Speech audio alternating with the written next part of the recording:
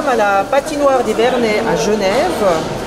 Il y a une action de solidarité pour les personnes qui sont dans des situations précaires au niveau alimentaire. Donc ici, si on regarde un petit peu, on fait le champ d'horizon, il y a des personnes bénévoles qui distribuent de la nourriture pour les personnes qui sont en difficulté. Évidemment, la pandémie a ajouté des problèmes. Des personnes ont perdu leur travail, donc ça a augmenté le nombre de nécessiteux. Et c'est bien d'en parler parce qu'on voit qu'en Suisse la précarité existe aussi et puis on a aussi plus de problèmes. À la base, c'est l'association Caravane Solidaire qui a commencé à faire ce geste charitable en demandant des dons de personnes autour d'elles. Ils ont réussi à obtenir grosso modo 700 dons pour des personnes qui pouvaient venir chercher de l'alimentaire. Et puis après, ils se sont rendus compte qu'il y avait plus de personnes qui étaient dans la nécessité que ce qu'ils pouvaient faire. Très rapidement, d'autres associations sont venues collaborer avec cette association et la ville de Genève aussi. Donc c'est ce qu'on voit aujourd'hui. Voilà, donc là on est à l'intérieur de la patinoire de Vernet, toujours à Genève. Et puis derrière moi, vous pouvez constater qu'il y a des personnes qui préparent en fait les provisions de tout ce qui est alimentaire, qui est distribué ensuite. Donc voilà, c'est ce qui se passe à l'intérieur. Probablement qu'il doit y avoir de la logistique parce que derrière moi, à ma droite, sur la patinoire, il y a des personnes qui travaillent aussi. Donc il y a vraiment toute une organisation qui a été, on va dire, préparée par les associations dont j'ai parlé tout à l'heure et la ville de Genève aussi. Est-ce que je peux vous poser une ou deux petites questions, vitesse? How many times are you here now? Because we've heard it's several weeks now you are doing something like this. Yes, right. Yeah. So when the COVID-19 began, we began to prepare these things for all the people because most of the people they stop working for that why and they just sit at home for that why they need somebody to help for all the country now here and all the organization support each other to prepare this. Okay. Yeah. And probably some people lost their jobs, yes, and this is one of the difficulties. Yes, we so many people there, like they said, we lose our job because it's a crisis. For that way, we don't have money. For this, it's really helpful for them. They feel so pleased when they took it. Yes, and there are many people from different nationalities, yes, for example, course, also. Yes, especially in Geneva. There's many nationalities here, from China, from Iraq, from Syria, from Bangladesh. It's full. This is good. Okay, so it's good to know that they become some help. Now we hope that the economy will start again and that these people will be able to find some jobs if they lose also jobs, and that the situation will become better for them. Mm-hmm. We hope that also to get back to their jobs again. Yes. Yeah. So, and you are doing this free now here? Yes, of course. We are like here volunteer for all the people. Not me, all of them. We are more than 200-300 persons to serve the others. Okay. Thank you very much. Thank you. You're welcome.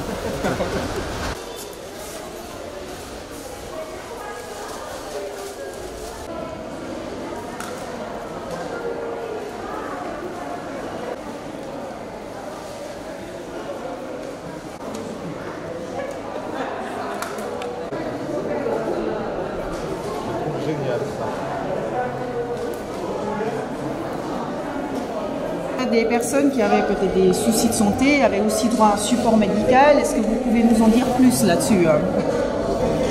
Alors effectivement, on est avec une population qui a deux risques de santé. Le premier, c'est vivre dans des conditions de vie difficiles qui les exposent à des problèmes de santé plus fréquemment que dans la population générale. Et en plus, ils ont plus de risques de renoncer à des soins parce que les contraintes financières sont importantes ou parce que les gens n'ont pas d'assurance maladie. Mais on voit aussi des femmes enceintes, on voit des gens âgés, fatigués, avec des maladies chroniques. Ce qui nous a beaucoup préoccupé au début de la crise, c'était des personnes qui avaient dû interrompre leur traitement parce qu'ils n'avaient plus l'accès aux médicaments faute de moyens financiers.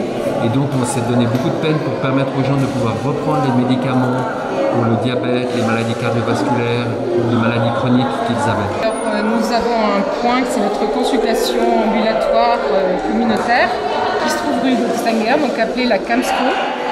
Et donc là, c'est l'accès aux soins gratuits en fait, pour des personnes non assurées et qui, donc on les accueille. Et il y a dans un premier temps une infirmière ou un médecin. En fonction de leur état de santé, nous les dirigeons si nécessaire vers des services spécialisés pour lesquels nous offrons un bon de garantie donc, de prise en charge. Donc ça leur ouvre la porte pour être pris en charge comme une personne lambda. Après, pour le suivi plus classique, plus courant, ce sont nos médecins qui assurent le suivi sur rendez-vous. Il existe une importante population précarisée, suisse, parfois étrangère, qui sont souvent des gens d'âge d'activité professionnelle et qui ont comme caractéristique de vivre dans des conditions pénibles qui engendrent l'arrivée de maladies beaucoup plus tôt dans le cours de la vie. Donc on voit un déplacement vers des âges plus jeunes de maladies qu'on observe habituellement plutôt dans un dernier tiers de la vie, typiquement des maladies cardiovasculaires, des maladies chroniques telles que le diabète, qui au lieu d'arriver aux alentours de la soixantaine, arrivent plutôt aux alentours de la quarantaine. Et ça, c'est l'effet biologique de la précarité sociale et économique dans laquelle ces gens vivent. C'est des personnes qui vivent des stress parce qu'ils sont déjà en situation difficile financièrement. Puis j'imagine qu'il y a peut-être aussi un problème au niveau alimentaire parce qu'ils ne peuvent pas choisir ce qu'ils aimeraient manger, qui peut être, on va dire, voilà, sain pour le corps aussi et qui alimente aussi l'organisme et tout ça. Je dirais il y a la particularité de ces populations, c'est le cumul des stress. Oui. Il y a un stress économique, il y a un stress social, il y a un stress professionnel, il y a parfois un stress familial aussi, où il faut réussir à prendre soin de sa propre famille avec peu de moyens. Et donc c'est le cumul de ces stress qui va impacter négativement sur la santé, avec des capacités à prendre soin de sa santé qui sont également limitées, que ce soit au niveau du logement, avec des logements exigus, peut-être mal isolés, bruyants, etc. Une capacité à s'alimenter de façon riche et variée, moindre que la population générale. Une capacité à s'intégrer socialement, à participer à la vie de la communauté, peut-être moindre aussi. Dans notre équipe, nous avons un psychiatre qui travaille à mi-temps, qui prend en charge les personnes atteintes de pathologies psychiatriques. Nous avons un infirmier spécialisé en psychiatrie aussi qui accueille un certain nombre de patients. Nous avons nos infirmières qui assurent des consultations de soutien sur rendez-vous l'après-midi. Est-ce qu'il y a des sujets qui reviennent plus souvent que d'autres, par exemple, dans ce genre de difficultés? Bien sûr que ces difficultés psychologiques traversées sont très en lien avec leurs conditions de vie, donc très en lien avec leurs conditions de ressources et leurs conditions de logement. Voilà, c'est toutes les difficultés rencontrées en général dans leur parcours de vie et justement leur vulnérabilité par rapport à tout ça et surtout en lien avec leur statut illégal dans le pays et du coup qui crée beaucoup d'insécurité sur tous les plans. Moi je m'occupe donc de l'accueil des bénévoles, donc quand ils arrivent on leur demande de se désinfecter les mains, de porter un masque, de mettre un gilet. On fait aussi des petites étiquettes avec les prénoms pour pouvoir se reconnaître. Et ensuite, ils ont chacun un poste attribué, donc on les envoie sur le poste en question. Avec un code couleur, je vois. Oui, avec un code couleur, exactement. Combien de postes? Quels sont les différents Là, par exemple, il y a le flux intérieur, il y a la traduction, il y a le flux extérieur, il y a les porteurs aussi qui aident les gens à porter les sacs quand c'est trop lourd. Il va y avoir les chauffeurs qui raccompagnent aussi les gens avec des voitures s'ils sont handicapés ou trop âgés. La distribution, bien sûr. Et puis le centre bébé. On a reçu énormément de messages, surtout après les reportages sur la RTS. C'est vrai que ça a mobilisé les gens. Et du coup, là, pour le coup, c'est la Comédie de Genève qui a repris les inscriptions pour les bénévoles. Donc, il y a une adresse actionculturelle@comédie.ch et là, les gens peuvent s'inscrire. Le problème, c'est qu'on a une liste maintenant qui fait pratiquement 600 personnes. Donc, c'est une liste d'attente qui est finalement phénoménale. Et malheureusement, on ne peut pas prendre tout le monde là-dessus. On a pris les premiers inscrits. Moi, je suis ici en tant que traductrice pour l'anglais, français, espagnol et l'amérique. Et comme il y a certaines personnes qui ne parlent pas le français, on est là pour aider le flux entre les médecins, la distribution des couches et la sortie, enfin, pour expliquer comment ça se passe. Ça permet justement aux personnes de savoir qu'est-ce qu'elles peuvent venir chercher ici et à quel endroit exactement aussi. Le planning familial, il y a les médecins sans frontières, les médecins de HUG. Alors on les dirige à la sortie, on leur demande si c'est leur première fois, si ils ont besoin de questions, enfin s'ils ont des questions sur la santé, ou si, voilà. Et puis on essaie de les guider. Et on est plusieurs. Ce que vous voyez là-bas, les gens qui sont debout, c'est tous des traducteurs aussi de différentes langues. Et puis on nous appelle là où il y a besoin. Il y a le kurde, le tigrinya qui est beaucoup demandé. L'espagnol, il y a beaucoup de gens qui parlent l'espagnol, alors ça va. Et puis les demandes, les gens, ils veulent savoir, surtout, on a eu beaucoup de demandes d'ailleurs, c'est un stand qui a eu beaucoup de succès, c'est les couches. Et voilà, les couches, le lait maternel, enfin le lait pour enfants, et on essaye de les guider. C'est un sac standard, fin, il y a un nombre calculé de tomates, je vois qu'il y a 4 ou 5 tomates. Parfois il y a des concombres aussi. D'accord. Ça dépend un peu du sac. Ça dépend des arrivages, j'imagine. Vous essayez d'être équitable, il n'y a pas de sac qui va être... il n'y aura pas de sac plus rempli que d'autres, c'est toujours la même proposition. Bien sûr, s'il y a un concombre, il y aura moins de tomates. D'accord. Ce que nous avons appris au départ, c'est que c'est Caravane de Solidarité, cette association, qui a commencé avec le mouvement de chercher des donateurs qui pouvaient offrir de la nourriture et puis des besoins essentiels pour des personnes qui étaient dans la nécessité. C'est exact, oui. Au début, ils ont commencé, la distribution était en même temps que la donation. Et, les donateurs pouvaient se présenter, discuter avec les bénéficiaires. Après, il y a eu un souci, c'était à l'église du Sacré-Cœur, devant. La police est arrivée, ils ont dû stopper la distribution parce qu'ils n'avaient pas d'autorisation. Et après, il y a eu des représailles. Et la police avait saisi les denrées alimentaires. La personne de l'époque était présidente de l'association. Et elle a toujours actuellement une plainte pénale pour délit de solidarité. Et franchement, je trouve que ce mouvement il est très bien. Et c'est dommage qu'on en arrive là, que normalement, ça n'aurait pas dû une association de montrer la misère cachée à la population suisse et du monde entier. Ça aurait dû être le gouvernement, l'État, qui aurait dû réagir avant. Là, aujourd'hui, ils disent que c'est plus ou moins par rapport à la crise sanitaire. C'est faux. Ce problème-là, il existe depuis des années. Maintenant, on verra par la suite comment les communes vont gérer. Ce que j'ai appris aux dernières nouvelles, l'État, ils ont débloqué 5 millions de francs pour les donner à partage. Maintenant, on verra par la suite comment ça va être... C'est bien 5 millions, mais comment ça va être partagé après? Ça, on ne le sait pas vraiment. Mais ce que j'espère, c'est qu'il y aura une continuité, toujours en transparence. Et il ne faut pas que du jour au lendemain, qu'ils font disparaître tout ça et mettre de côté. Hein. Parce que la misère, elle existera toujours. C'est pas que un problème alimentaire. Hein. Il y a le problème de logement, de travail. Et il n'y a pas que des personnes sans papier qui sont dans ce besoin-là. Il y a des personnes en situation régulière, des Suisses. Et je ne sais pas comment répondre à tout ça. Mais ce que je veux dire aussi, ce que je souhaiterais dire, c'est que les personnes, quand ils viennent ici, c'est pas parce qu'ils ont faim. C'est parce que c'est pour pouvoir finir les fins de mois correctement. Oui.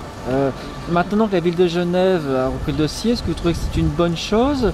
Parce que vous disiez tout à l'heure, c'est quelque chose qui aurait dû être identifié par les politiques, par l'éthique locale. Maintenant qu'elle s'en charge, est-ce que ça va dans le bon sens ou ça sent un petit peu la récupération? Quel est un petit peu votre point de vue? Ça serait plutôt, vous me reposerez la question dans un mois, par rapport sur la durée. Je pourrais mieux répondre sur la durée que sur l'instant présent. Maintenant, ils veulent prendre tout en charge, qu'ils prennent en charge, et après on verra comment ils vont gérer.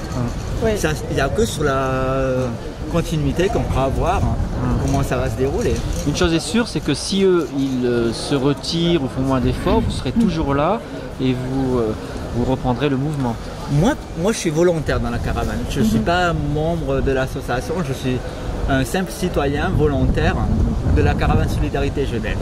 Et après, il y aura pas une rébellion, mais en tout cas, si ça continue, la caravane sera toujours là pour faire de leur mieux, du mieux, pour pouvoir essayer d'arranger les choses.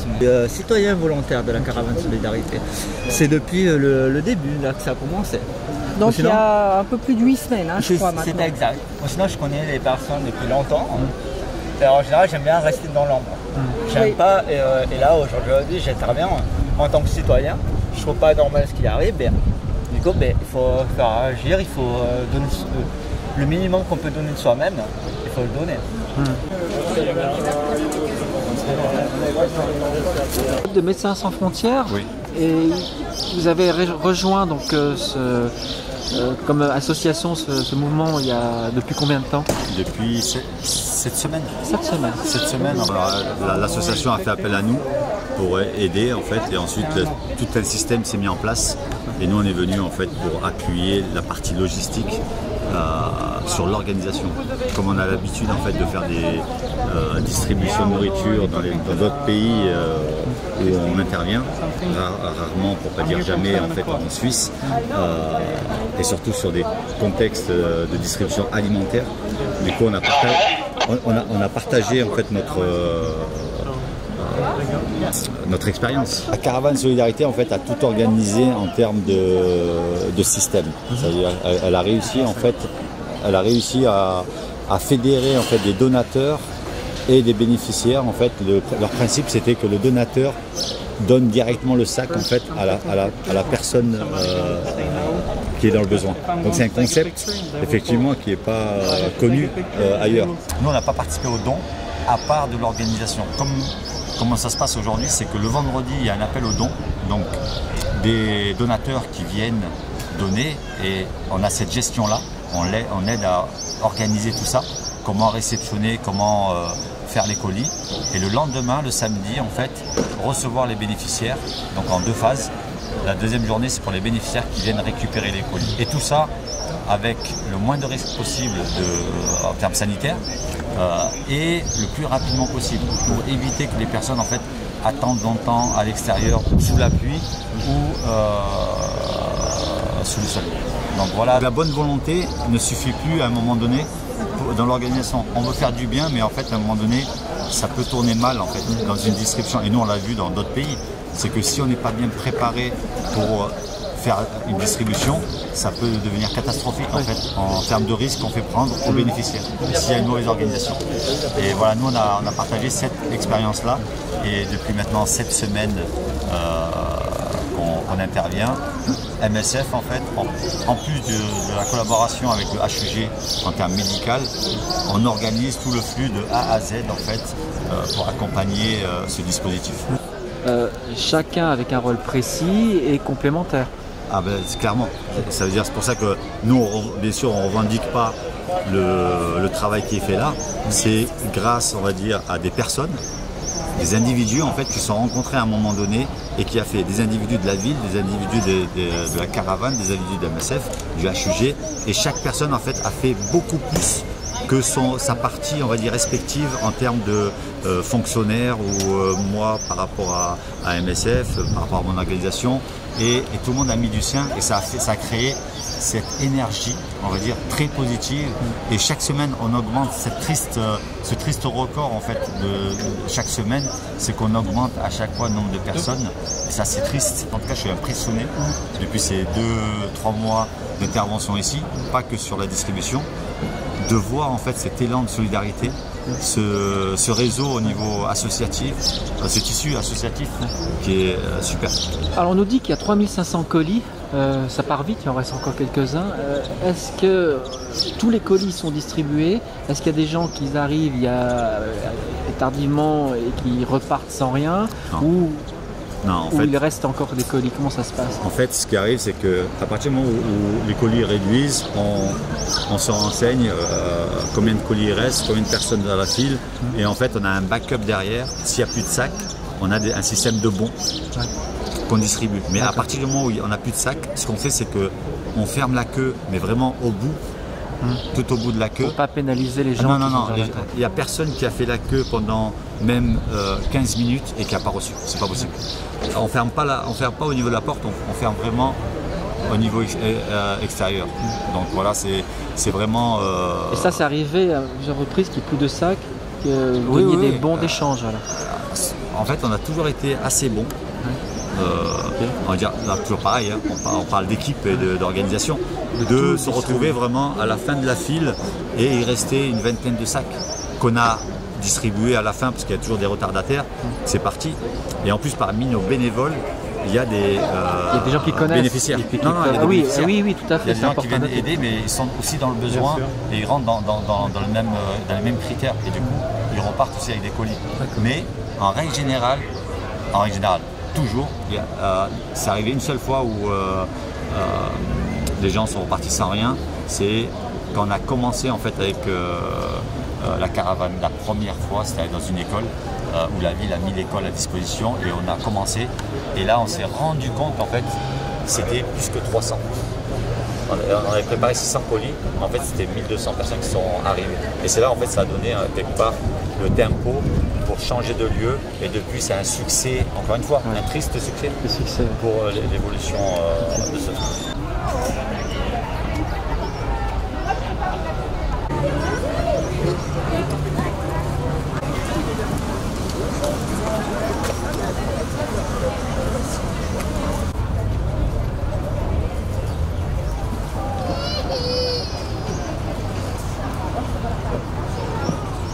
Nous faisons un petit reportage sur l'opération de distribution de colis alimentaires de la caravane du partage.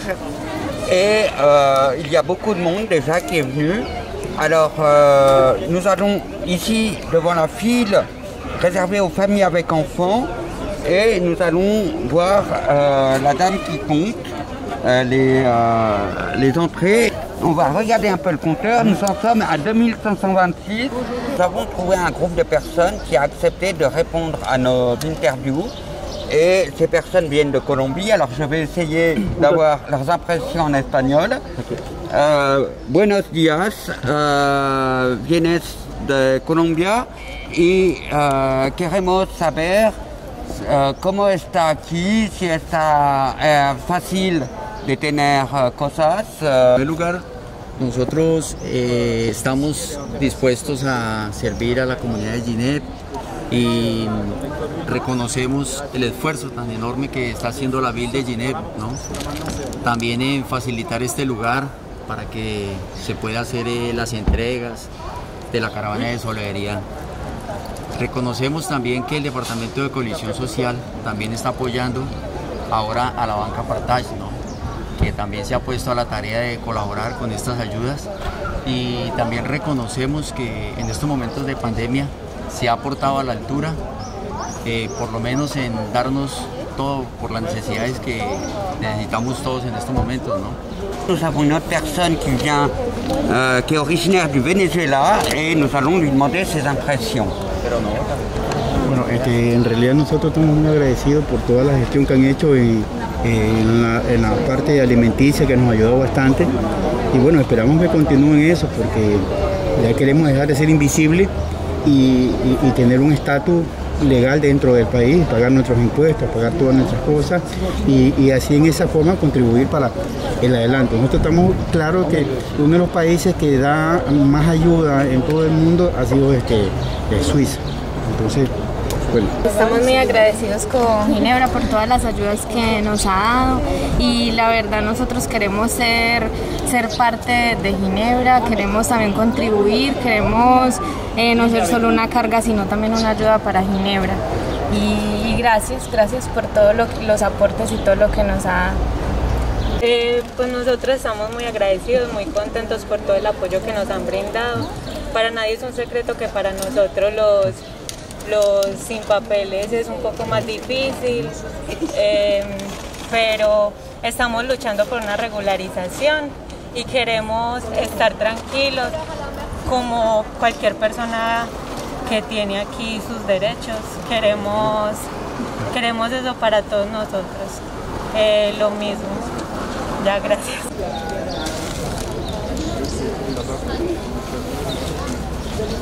Nous arrivons au terme de la distribution de nourriture pour les nécessiteux et maintenant il y a une manifestation spontanée des migrants qui n'ont peut-être pas forcément de papier, qui sont inconnus de la population et qui profitent de l'occasion pour pouvoir manifester. C'est de la main-d'œuvre cachée, il y a certainement qui ne sont pas déclarés, qui ne payent pas d'impôts, pas d'assurance, donc ils n'ont aucune couverture sociale. On est bien content qu'il y ait des personnes, de la part de la main-d'œuvre, mais quand celle-ci elle n'a plus de travail ou qu'elle a des problèmes sociaux. C'est des Kleenex, hein, je veux dire. On a besoin d'eux pour un moment donné, et puis dès que ça se passe un peu mal, ben au revoir. C'est comme un mouchoir, c'est directement la poubelle. Un peu de presse qui fait des photos, on voit.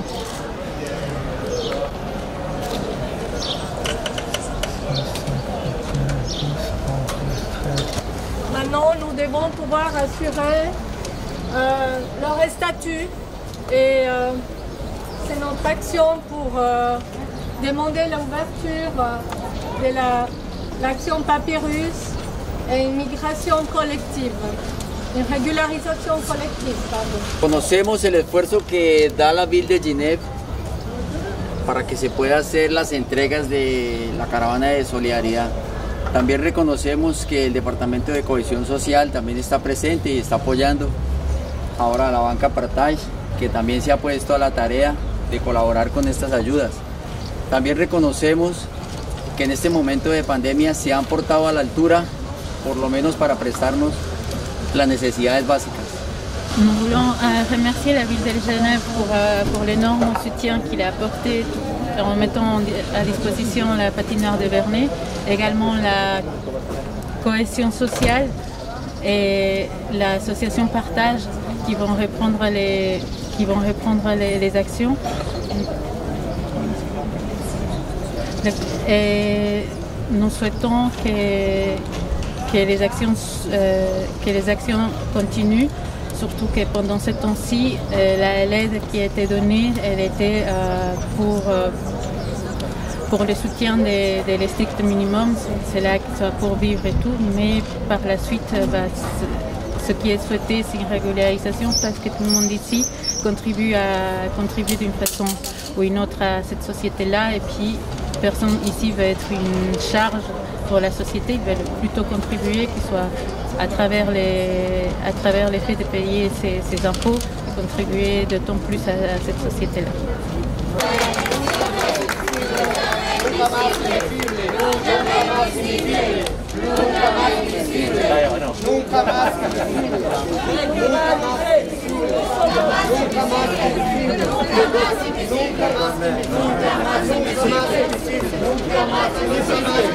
Régulariser tous les sans-papiers.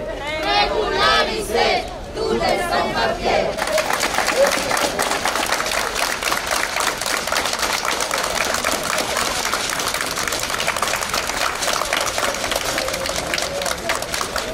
Donc là, il reste encore peut-être une dizaine de personnes qui viennent encore chercher à manger. Distribuer tous les cornets avec de la nourriture dedans et qu'il n'y en a plus.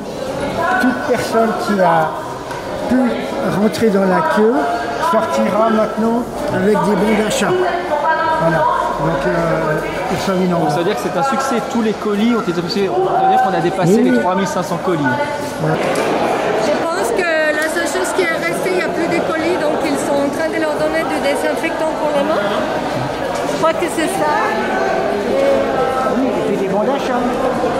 Peut-être qu'ils donnent un petit bon, donc ça va remplacer pour que les gens puissent aller faire quelques courses. Alors, tous ceux qui n'ont pas pu venir pour aller chercher un cornet rempli de nourriture en compensation, étant donné qu'ils ont aussi fait la queue, ils ont droit à des bons d'achat d'un montant ici de 40 francs. Ce qui leur permet d'aller acheter de la nourriture à la Migros. Ils ont déjà tout rangé le matériel, là on voit, ils ont déjà empilé les tables, les mouvements sont déjà dehors. Là en principe ils sont 150. Et puis...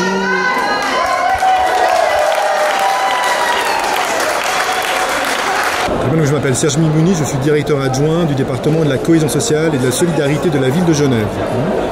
Je suis donc ici à la patinoire d'Evernay, qui est la patinoire de la ville de Genève, dans laquelle on joue normalement les matchs. Et puis depuis le début du Covid, on y a organisé des distributions de denrées alimentaires pour les personnes dans le besoin en situation précaire qui ont perdu leur emploi. Donc ça fait combien de fois que vous organisez ces distributions à ce lieu? Alors ce serait la 6e distribution qui a été organisée. À chaque distribution, on distribue entre 3000 et 3500 colis alimentaires pour des personnes qui n'ont pas accès à des droits sociaux, pour des personnes qui sont en situation de précarité, pour des personnes qui aussi, peut-être dans le contexte du Covid, sont en train de perdre leur logement.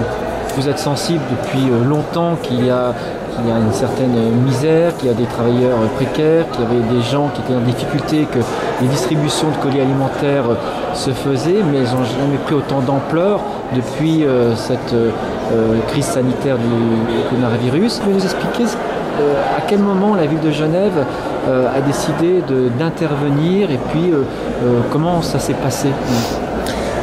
Depuis le début du Covid, les structures associatives nous ont alertés sur la situation difficile de nombre de familles, de nombre de personnes au plan économique, des personnes qui perdaient leur emploi, de personnes qui avaient aussi des enjeux évidemment de santé.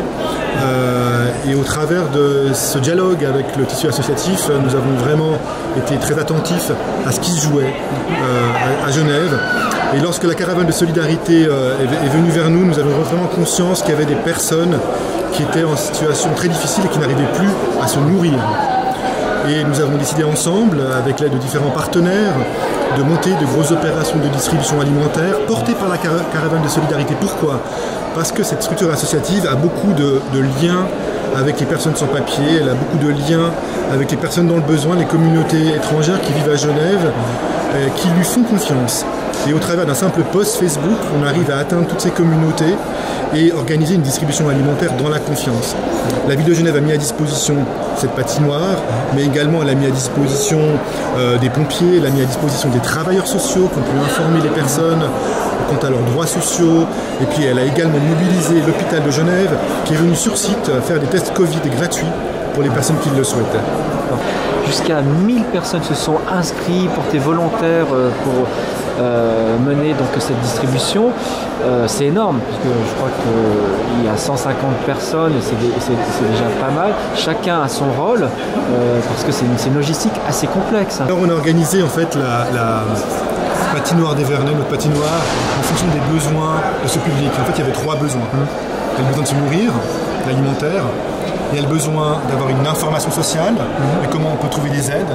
Et puis il y avait un besoin en termes de santé et d'accès aux soins de santé. Pour chacun de ces besoins, finalement, les bénévoles ont été mobilisés avec des partenaires. Donc sur le pôle alimentation, on avait 3 entités partenaires que sont Partage, les Colis du Cœur et la Caravane de Solidarité. Sur le volet santé, nous avions l'hôpital de Genève, mais également les Médecins sans frontières qui étaient là. On avait également le planning familial qui était présent, le groupe SIDA Genève qui pouvait faire de la prévention et de l'information. Et puis enfin, l'information sociale a pu être diffusée au travers de différents collectifs de soutien aux sans-papiers, d'œuvres d'entraide, Centre social protestant par exemple, qui a permis à ces personnes de connaître leurs droits sociaux. Et chaque fois, les bénévoles étaient en fait répartis sur ces différents postes. Nous avons également des bénévoles traducteurs, 9 langues ont été couvertes, le farsi, l'arabe, le turc, l'espagnol, le portugais, le français, l'anglais, le tagalog, le tigrinien. La ville de Genève travaille avec le canton de Genève, notre État genevois, pour mettre en place une coordination sur l'ensemble du territoire de Genève, donc ville, mais également les 44 autres communes.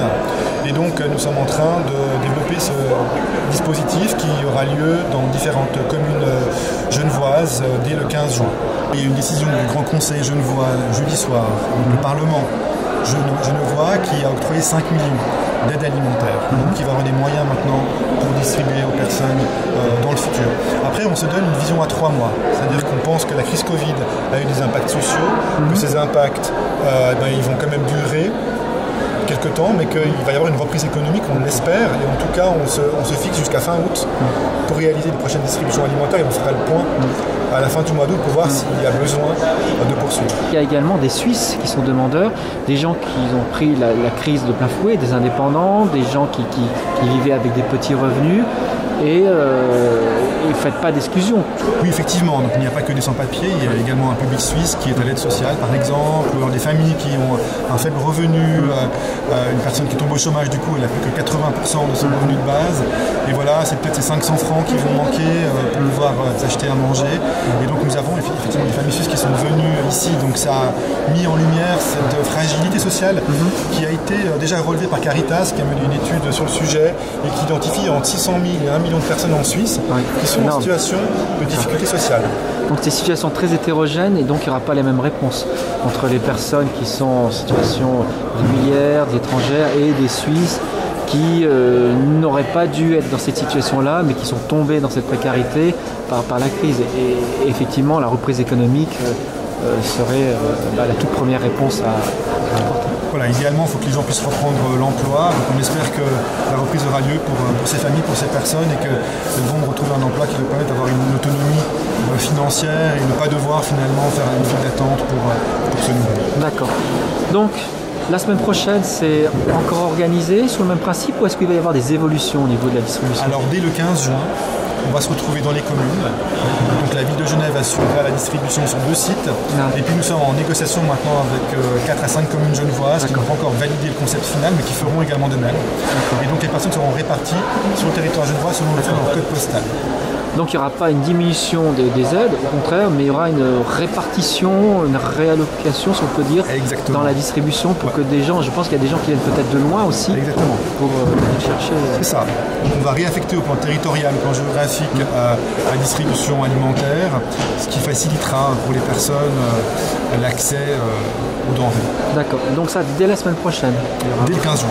D'accord, très bien. Pour ceux qui veulent en savoir plus, on peut trouver ces informations j'imagine sur le site de la ville de Genève, vous communiquez dessus, sur les associations, s'il y a des gens qui veulent être volontaires, s'il y a des gens qui veulent faire des dons. Donc tout est bien informé, je pense, sur le site de la ville de Genève. On trouve toutes les informations nécessaires pour pouvoir s'engager à nos côtés, pour soutenir les personnes en situation de précarité ou pour faire des dons également. On va vous orienter alors vers différentes associations qui récoltent volontiers vos dons financiers ou des dons en nature qui serviront après aux personnes dans le besoin. D'accord, très bien. Merci. Merci à vous. J'aimerais toutes et tous vous accueillir dans cette importante salle de la caserne des Vernets, je dis caserne parce que j'ai en face de moi, pour ce bilan. Excusez-moi. Donc le plaisir de vous accueillir, un bilan qui va être tourné sur des perspectives, raison pour laquelle nous sommes entourés, Madame Kitsos et moi-même, avec beaucoup de personnes qui ont compté et qui vont compter dans un temps important, d'abord de prise de parole et puis ensuite de projet. J'aimerais tout d'abord, mais vous la connaissez déjà, vous présenter et remercier de sa présence Christina Kitsos, conseillère administrative en ville de Genève, Isabelle Widmer, chef de service au département de la cohésion sociale et de la solidarité, le directeur adjoint du dit département Serge Mimouni, le docteur Yves Jackson des hôpitaux universitaires de Genève, la caravane de la solidarité, merci. Merci Sylvana Mastro-Matteo et Charlie Hernandez de votre présence aujourd'hui, mais évidemment ces dernières semaines. Je vais y revenir tout à l'heure. Pierre-Philippe, directeur des Colis du Cœur, ainsi que Marc Nobs de la Fondation Partage. Et nous allons à tour de rôle vous exprimer des éléments de bilan et des éléments de perspective. Évidemment, et vous le savez, les images que nous avons toutes et tous reçues, ont bouleversé l'opinion publique, locale, suisse, internationale. Cette opinion publique a pris conscience Des messages que nous avons longuement, ces dernières années, tenté de faire passer. Oui, il y a une augmentation de la pauvreté et de la précarité en Suisse et à Genève en particulier. Oui, nous avons à faire en sorte que les dispositifs sociaux, au sens large du terme, puissent être les plus resserrés possibles pour que celles et ceux qui sont les plus vulnérables, les plus atypiques dans une vie puissent être véritablement en contact avec des associations, avec l'État, avec des communes, à la faveur d'une aide, qu'elle soit ponctuelle ou qu'elle soit plus durable. Oui, ces longues files d'attente sont le fait d'une décision, deux décisions, s'agissant d'une organisation, d'une crise alimentaire sans précédent, d'une crise sanitaire tout autant, et d'une crise sociale qui se prépare de manière très forte. Notre objectif aujourd'hui est double. Vous donner des éléments de bilan sur l'activité de ces derniers samedis. Une activité qui, certes, a été centrée sur un des éléments de la crise que nous vivons, c'est-à-dire la crise alimentaire. Mais il y a aussi des apprentissages à faire de ce que nous avons vécu ces samedis. Et grâce à la présence de toutes celles et tous ceux qui m'accompagnent aujourd'hui, nous allons pouvoir vous l'exprimer devant vous. Ensuite, de la prise de parole des différentes personnes autour de moi, je vous laisserai la parole aux journalistes pour des questions qu'ils pourraient poser à l'un ou à l'autre des participantes et des participants. Lorsque je discutais avec des personnes qui étaient en train d'attendre, ce qui me frappait le plus, c'était leur dignité, dans une difficulté certes assurée, dans des difficultés financières, sociales, de santé, mais elles étaient là, elles étaient debout, elles étaient reconnaissantes de ce qui a été fait pour elles, fait pour eux, dans une situation encore une fois exceptionnelle. S'organise, accueille des dons et effectue une première distribution sur la plaine de Plainpalais. Une première distribution qui se passe pas très bien, non pas dans l'accueil des personnes qui reçoivent des dons, mais dans la façon dont effectivement cette solidarité spontanée s'organise et du coup se heurte à une ordonnance fédérale, à des ordonnances du Conseil d'État, de sorte que des situations humaines sont toujours là, mais ont pu être redirigées pour un accueil de meilleure qualité possible. Et j'aimerais aussi, avant de passer la parole à sa représentante, remercier vraiment très chaleureusement le conseil administratif de la ville de Genève, ses services. On en a effectivement 2 représentés ici, mais bien vu d'autres, le service des sports notamment, le SIS et bien d'autres services de la ville qui ont collaboré à l'organisation de ces samedis d'accueil et ces vendredis aussi, on l'oublie bien souvent, mais le vendredi après-midi, beaucoup de Genevoises et de Genevois sont venus ici pour apporter des dons.